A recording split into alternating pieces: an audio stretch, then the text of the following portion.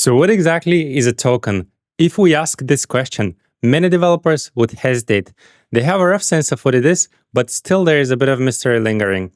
So in this video, I'll show you the most intuitive way to understand what tokens actually are and why almost everything in LLMs such as pricing, speed, memory, reasoning, and performance depends on them. Let's start from the basics. LLMs do not read words, they do not read letters, they don't even see the text the way you and I see it.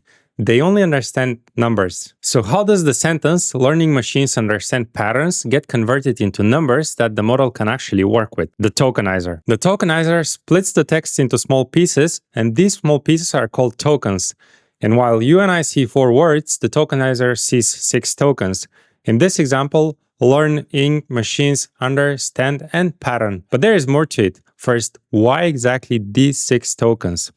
We'll explain that in a minute. Before that, we need to understand how exactly the tokenizer converts these tokens into numbers that the LLM can work with. The tokenizer has its own built-in dictionary that translates each token into a number. And all the numbers in the dictionary represent the LLM's vocabulary. And you can think of it like this. An LLM's vocabulary is basically a giant list of numbers, and the tokenizer is the translator that turns text into those numbers. So why the 6 tokens? Why does the tokenizer split our sentence into these exact 6 tokens? And just to be clear, this is an example for demonstration. Different tokenizers may break words slightly differently, but the underlying idea is always the same. Well, the reason is that these 6 tokens are very reusable and generalize well for the English language. These tokens are patterns that repeat across the entire language.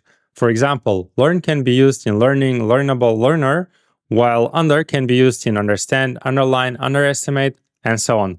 You get the idea. The whole point is that the vocabulary should be reusable. And you may think, hold on, the most reusable vocabulary is the alphabet. We only need 26 letters to represent the entire English language. Why not tokenize everything at the letter level instead of using these strange chunks of words? So why tokens, not letters? Let's think through it. If we split the sentence, learning machines understand patterns into individual letters, we end up with 37 tokens, 1 token per character. With this approach, there is a big upside. We have a very tiny vocabulary of just 26 letters, basically the alphabet. So what's the problem?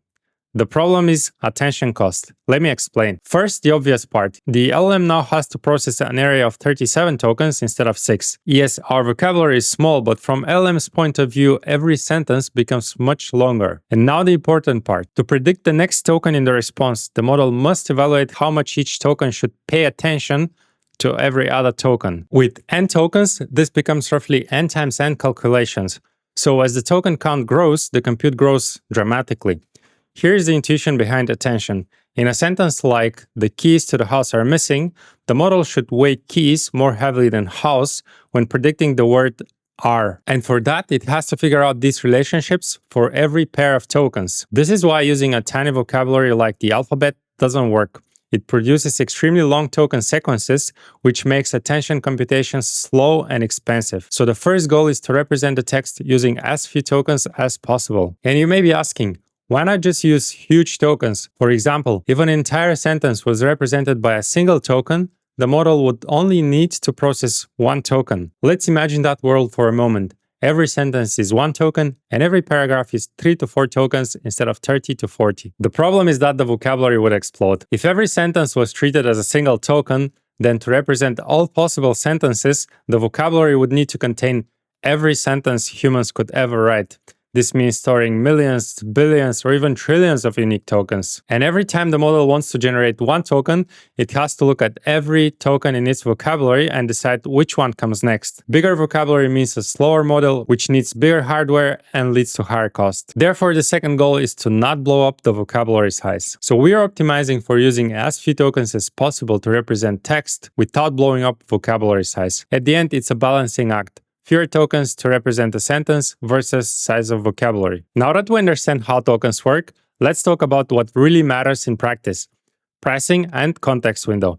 And right after that, we'll check out some actual tokenizer outputs. Tokens are basically the currency of AI systems. They determine both cost and performance. Here's an example using OpenAI's pricing. Every token you send and every token the system generates costs money.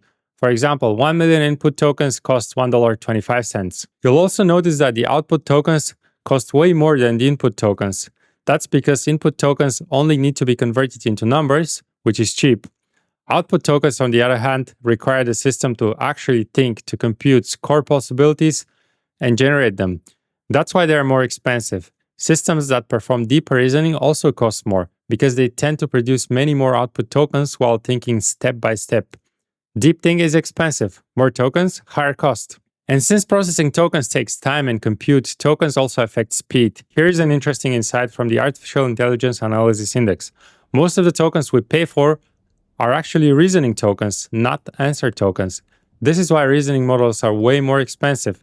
And different companies have different pricing models. For example, Kimi generates a huge number of tokens, but remains inexpensive, while Grok produces far fewer tokens, but is still one of the most expensive models to run. Another reason tokenization matters is context window. This is the maximum number of tokens an AI system can keep in its working memory. Everything you send, your prompt, instructions, documents, code, images, transcripts, uses up space in that window. GPT models have their own limit, Claude has its own, and Gemini has another. Usually it's between 200k and 1 million tokens right now. Now that we understand why tokenization matters, let's look at how a real-world tokenizer behaves. OpenAI uses a tokenizer called TikToken, and here is a small program that demonstrates how it works. It simply loads the tokenizer for a specific model, encodes our sentence into token IDs, and prints the result. We start by importing the tokenizer and creating a small wrapper class called GPT Tokenizer. Inside the constructor, we load the encoding for the model, by default GPT-4o. The tokenize method calls encode to convert text into token IDs and return both the full array of tokens and the total count. There is also detokenize method, which reverses the process using decode. And count tokens simply returns the number of tokens without decoding them. At the bottom, the main function tokenizes our sentence and prints the token count and the token IDs to the console. When we run the program, we get the following token IDs you see on the screen. These are the numbers the LLM actually sees. If you want to experiment with tokenization yourself, there is a great web tool like ticktokenizer.versal.app. You can paste any text, choose a model like GPT-4o, and see how exactly the tokenizer splits it. In this case, we get the same numbers as our program, so everything works as expected. And it seems like the real tokenization of the sentence we tried is simply word by word. That's all from my side. Thanks for watching and see you in the next one.